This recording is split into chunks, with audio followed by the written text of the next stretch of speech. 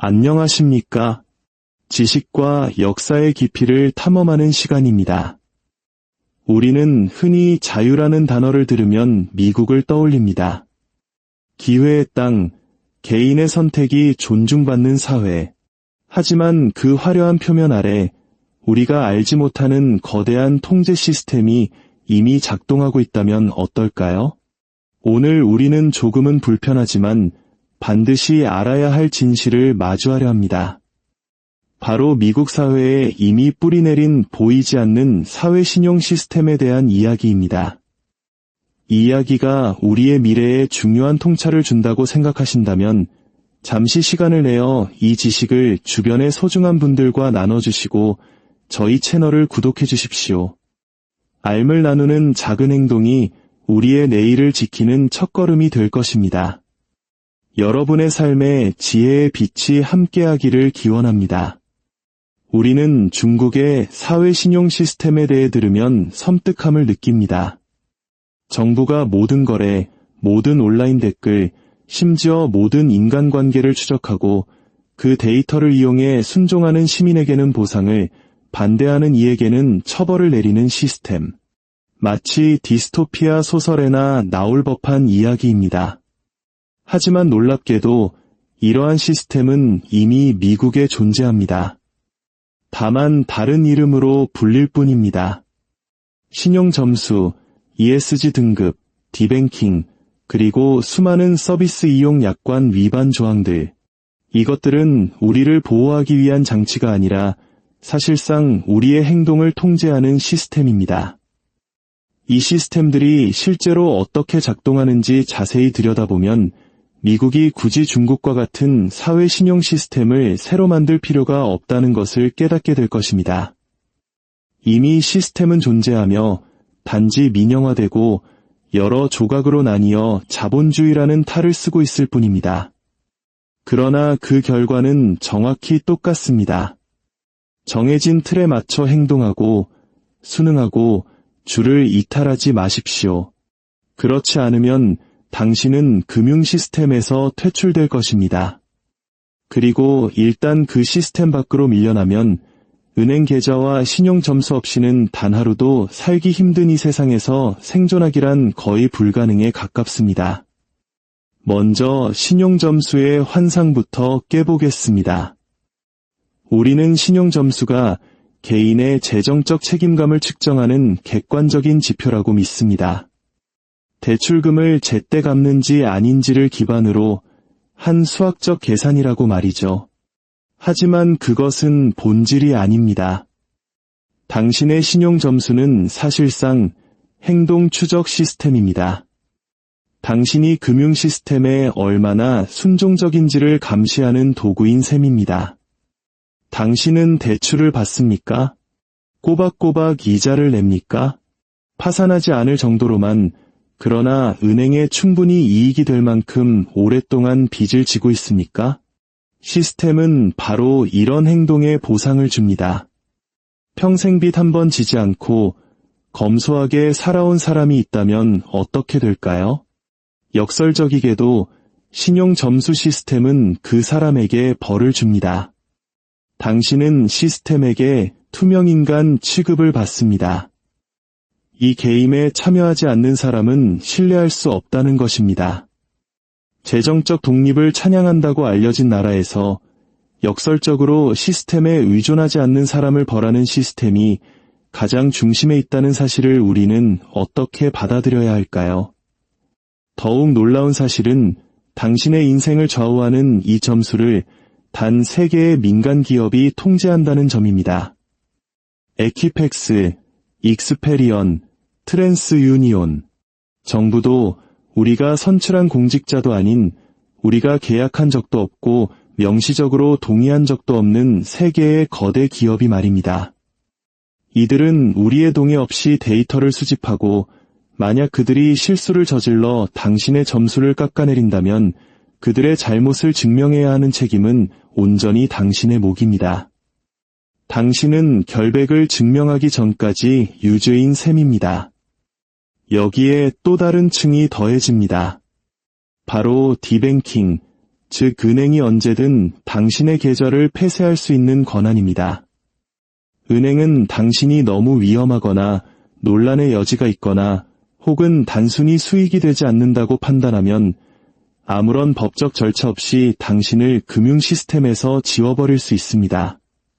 재판도, 항소도, 심지어 명확한 설명조차 필요 없습니다. 이것은 이론이 아닙니다. 바로 지금 일어나고 있는 현실입니다. 최근 몇 년간 은행들은 자신들의 정치적 성향과 맞지 않는 사람, 자신들이 꺼리는 사업을 하는 사람, 또는 정체불명의 알고리즘에 의해 위험인물로 분류된 사람들의 계좌를 폐쇄해왔습니다. 현대 경제에서 은행 계좌가 없다는 것은 경제적 사망 선고나 다름없습니다. 월급을 받을 수도, 집세를 낼 수도, 온라인 쇼핑을 할 수도 없습니다. 당신은 분명히 존재하지만 시스템은 당신이 존재하지 않는 척합니다. 이야기가 낯설게 들리지 않을 수도 있습니다. 이것은 과거 권위주의 국가들이 총 한 발 쏘지 않고 국민을 통제하기 위해 사용했던 방식과 정확히 일치하기 때문입니다. 스탈린 시대의 소련으로 가보겠습니다. 당시 소련 시민들에게는 거주 이전의 자유가 없었습니다.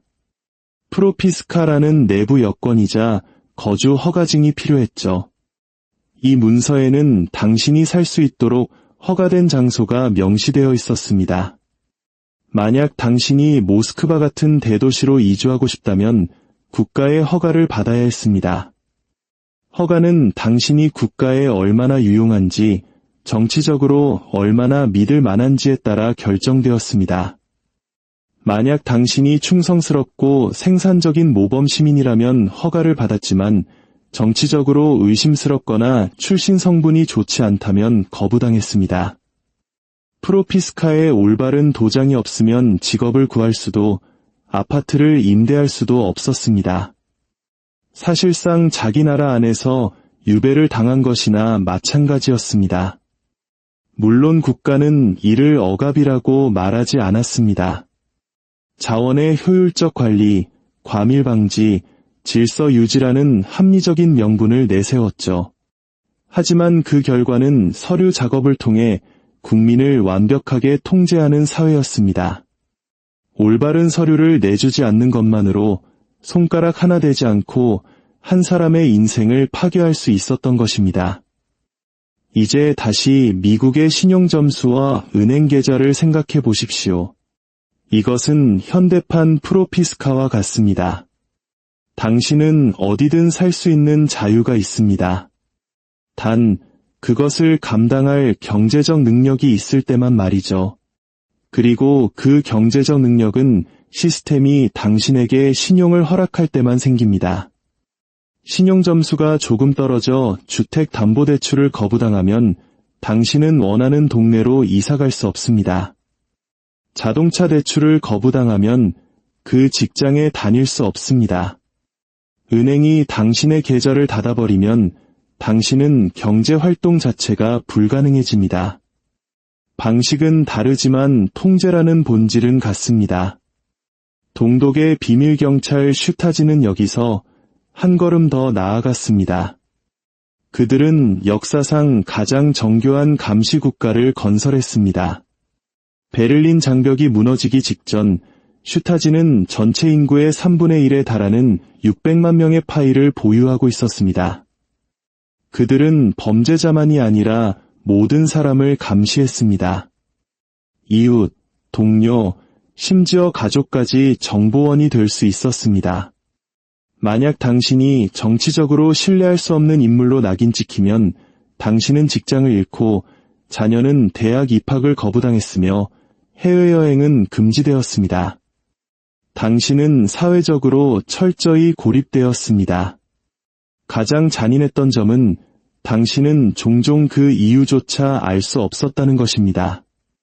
보이지 않는 낙인이 당신의 파일을 따라다니며 인생의 모든 문을 닫아버렸습니다.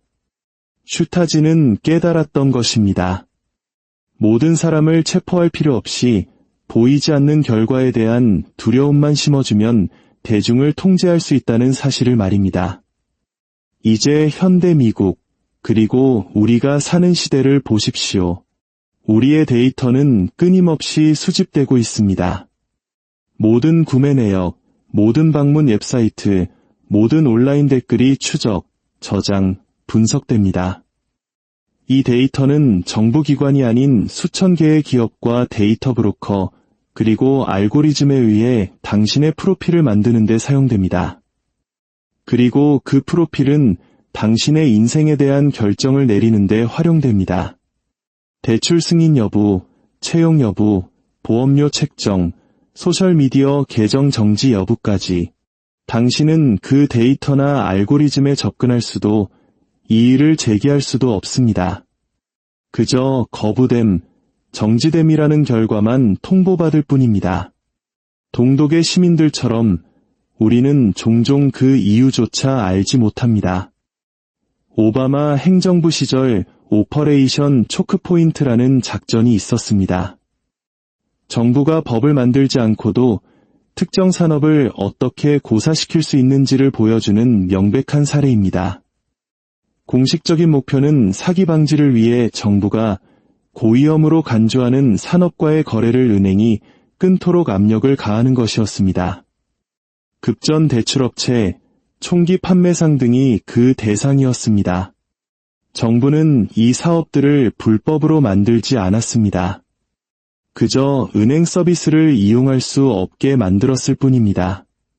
법무부는 은행들에게 이들 산업과 거래를 중단하라고 강력히 권고했고, 은행들은 규제 당국의 눈 밖에 나고 싶지 않았기에 따랐습니다.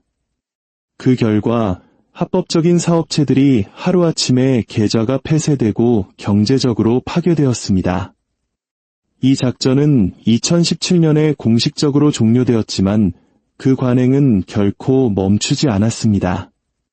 이제는 비공식적으로 더 광범위하게 이루어지고 있습니다. 은행과 기술 플랫폼들은 정치적, 사업적 이유로 혹은 아무런 이유 없이 개인이나 단체를 시스템에서 퇴출시킵니다. 시스템이 당신의 행동, 당신의 정체성, 당신의 발언을 마음에 들어 하지 않으면 당신의 경제적 존재를 지워버릴 수 있는 것입니다. 가장 무서운 점은 이 모든 것이 합법이라는 것입니다. 민간 기업은 서비스를 거부할 권리가 있기 때문입니다. 그리고 이제 미래의 통제 시스템인 ESG가 다가오고 있습니다. 환경, 사회, 지배구조 점수, 본래 기업을 평가하는 이 시스템은 이제 개인에게까지 확장되고 있습니다. 당신의 은행이 당신의 소비 내역뿐만 아니라 당신이 무엇을 샀는지까지 추적하는 세상을 상상해 보십시오. 비행기 표를 샀습니까? 환경에 해로우니 감점. 특정 정치 단체에 기부했습니까? 사회적으로 문제의 소지가 있으니 감점. 식물성 단백질 대신 육류를 샀습니까? 지속 가능하지 않으니 감점. 그리고 이 개인 ESG 점수는 당신의 신용 점수처럼 대출, 주택 구매, 사업 시작 여부를 결정하게 될 것입니다. 이것은 음모론이 아닙니다. 유럽의 일부 은행들은 이미 친환경적인 구매를 하는 고객에게 더 나은 금리를 제공하는 프로그램을 시범 운영하고 있습니다. 멋지게 들리지만 그 이면에는 순응하지 않으면 더 많은 비용을 지불하게 될 것이라는 경고가 숨어 있습니다. 역사의 패턴을 보십시오. 소련의 프로피스카는 거주지를 통제했고 슈타지의 파일은 경력과 평판을 통제했습니다. 오퍼레이션 초크포인트는 사업할 권리를 통제했습니다. 그리고 ESG는 자본에 대한 접근을 통제할 것입니다. 시대와 도구는 다르지만 순응은 보상받고 반대는 처벌받는 메커니즘은 동일합니다. 처벌은 감옥이 아니라 배제입니다. 현대 경제에서 배제는 감옥보다 더 효과적인 처벌입니다. 이 미국식 시스템의 천재적인 점은 정부가 아니라 민간 기업이 이 일을 한다는 점입니다. 그래서 헌법 위반도, 도전할 법률도, 타도할 독재자도 없습니다. 그저 시장이 위험을 관리하고 약관을 집행하는 것처럼 보일 뿐입니다. 중국의 사회신용 시스템은 규칙이 투명하기에 오히려 공포스럽습니다. 무단횡단을 하면 점수가 깎이고 당을 비판하면 기차표를 살 수 없다는 것을 모두가 압니다. 하지만 미국식 시스템은 중립을 가장하기에 더욱 교활합니다. 신용 점수는 그저 수학일 뿐이고 계좌 폐쇄는 위험 관리일 뿐이라는 변명이 항상 존재합니다. 이 시스템의 최종 진화형은 바로 중앙은행 디지털 화폐, 즉 정부가 통제하는 프로그래밍 가능한 돈이 될 것입니다. 현금과 달리 디지털 화폐는 익명성이 없고 추적이 가능하며 유효 기간을 설정하거나 특정 상품에만 사용되도록 제한할 수 있습니다. 정부에 반대하는 시위에 참여했다는 이유로 당신의 계좌가 동결되는 세상을 상상해 보십시오. 2022년 캐나다에서 트럭 운전사들이 백신 의무화에 반대하는 시위를 벌였을 때 정부는 비상 권한을 발동하여 시위대와 심지어 그들에게 기부한 사람들의 은행 계좌까지 동결시켰습니다. 재판도 기소도 없는 금융적 말살이었습니다. 시위는 끝났습니다. 먹을 것을 살 수 없고 집세를 낼 수 없을 때 저항은 불가능하기 때문입니다. 이것이 바로 미래의 청사진입니다. 그렇다면 우리는 무엇을 해야 할까요? 첫째, 이 시스템이 이미 우리 곁에 와 있음을 인식해야 합니다. 통제의 기반 시설은 이미 존재하며 아직 완전히 활성화되지 않았을 뿐입니다. 둘째, 의존성을 다변화해야 합니다. 한 은행에 모든 것을 의존하지 말고 일부 현금을 보유하고 실물 자산을 소유하는 등 대안을 마련해야 합니다. 셋째, 목소리를 낼 수 있을 때 내야 합니다. 반대 의견 자체가 재정적으로 불가능해지는 시대가 오면 너무 늦을 것입니다. 역사는 반복되지 않지만 그 운율은 놀라울 정도로 비슷합니다. 서류로 움직임을 통제하고 감시로 행동을 통제하고 은행 압력으로 상업을 통제하고 마침내 프로그래밍 가능한 돈과 알고리즘의 심판으로 모든 것을 통제하려 합니다.